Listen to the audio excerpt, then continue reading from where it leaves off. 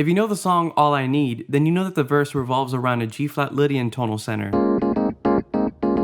and an E-flat Lydian tonal center and a variation of 2-5-1 that takes us back to G-flat. So, how do Jacob Collier and Justin Lee Schultz improvise over this section?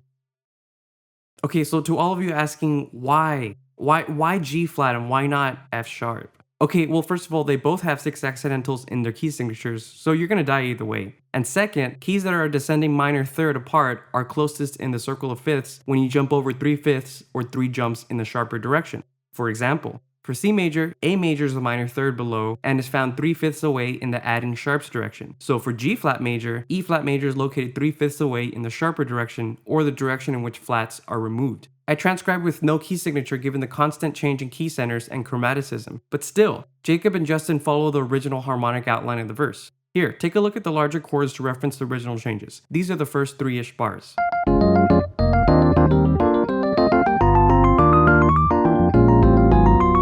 I say 3-ish bars given that the recording starts in the middle of a bar. Look at how Justin's solo lines reflect the E-flat Lydian tonal area. Remember that E-flat Lydian is a mode of the B-flat major scale, so we have A naturals and not A flats. It is not until we get to here that he plays notes that could live in either E-flat Lydian or in G-flat Lydian, which is a great segue into the line that takes us back to the G-flat Lydian tonality.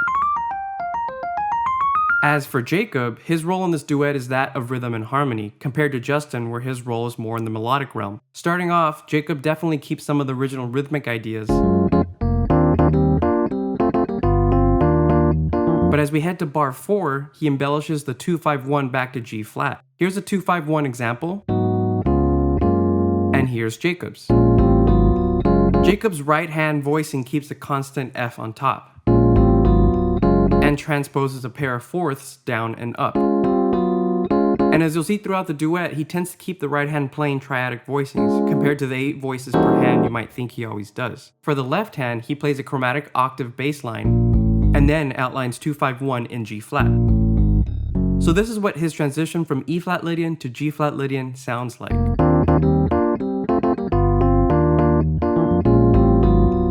And here are the next 4 bars.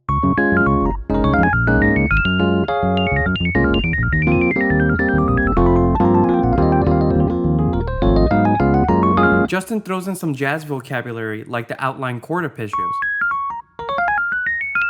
He then switches to sextuplets for the middle chunk of this section. But here's the thing, these sextuplets are not grouped in 6, but rather in 4.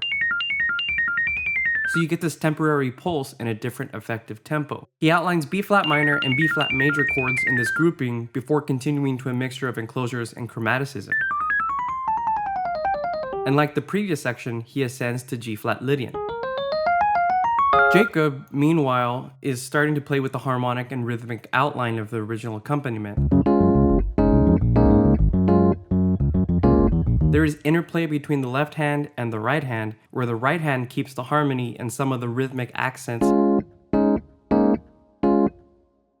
and the left hand jumps in octaves, fifths, and fourths to anticipate and outline the harmony.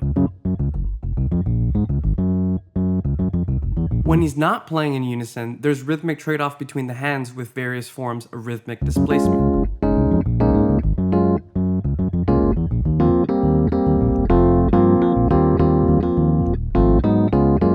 Look at this chain of fifths that takes us back to G flat. And on top of that, notice the right hand's voice leading. Okay, here are the next 4 bars.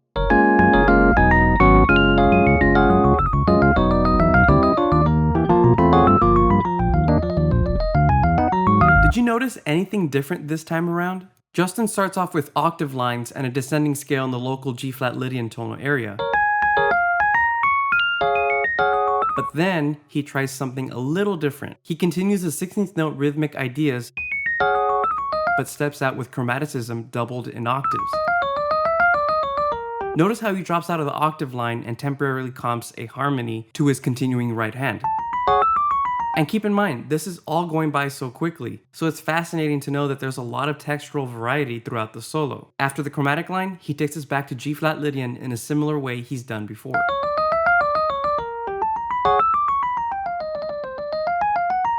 Jacob also ventures out. There's even more rhythmic displacement throughout this section, but look at the first part. He plays around with some soul harmonies, the flat 7th major chord, or the chord a whole step below the root of G flat, which is an F flat major. I know F flat is basically E major, but let's just be difficult, okay? And the minor 2 chord. So you can say that it's similar to a plagal chain of fourths back down to G flat.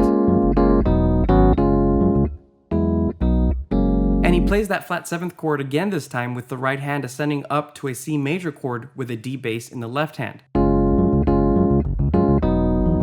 Take a look at how Justin phrases his chromatic line in a group of 5/16 notes, and how Jacob also emphasizes those groupings of fives. Was it a coincidence? Was it building up to that moment? As Jacob continues, some of the harmony outlines the original,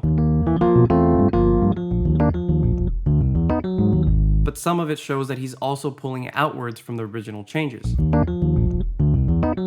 Still, he's playing with that same rhythmic interchange between hands. And here's the last section.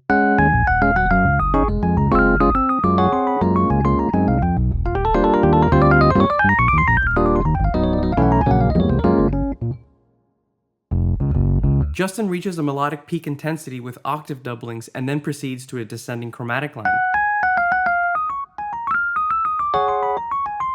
Jacob, on the other hand, is having a field day with his 2 hands as it carries over from the previous section. So he doesn't really start this section with a grounding in G flat major as we previously expected. In his right hand, you see a mixture of dyads and triads, both reflecting the original harmony and rhythm, but at the same time, playing with the looseness of this section's rhythm and harmony. And in the last 2 bars, Justin pretty much goes all out. He solos across the E flat Lydian tonality with doubled octaves and some blues chromaticism. Notice how he drops out of his octave line, and it's not the first time we've seen that. Again, this is all going by pretty quickly, so there could be any amount of reasons he does it. As he continues with his sextuplets, he slides into notes indicative of returning to the G flat Lydian tonality. And look at Jacob, he's still continuing with his rhythmic interchange, while occasionally doing some unison. Like here, for example, where he plays D minor to G minor, which can be seen as a version of 5/1 in the key of G minor, with minimal voice leading in the right hand. As we head towards the end of the section, Jacob syncopates in unison. In other words, he plays chords in the upbeat 16ths. Honestly, he's just going crazy here, but here are the chords. You have a D flat 9 sus, a B9 sus, and a G flat major in first inversion, this crunchy moment, and then back to G flat major. And Justin then hits us with a key scrape. I don't know, like, why did they stop there? How long have they been going? I have so many questions. And I also wanted to tell you about Adam Neely. As I'm sure you may already know, not only is he producing music theory videos, but he's also expanded outwards to mathematics. So if you want to support him, make sure to check out his math channel. It's called Bree the Math Guy. Though I'm not really sure why he calls it Bree the Math Guy. It should be Adam the Math Guy. No?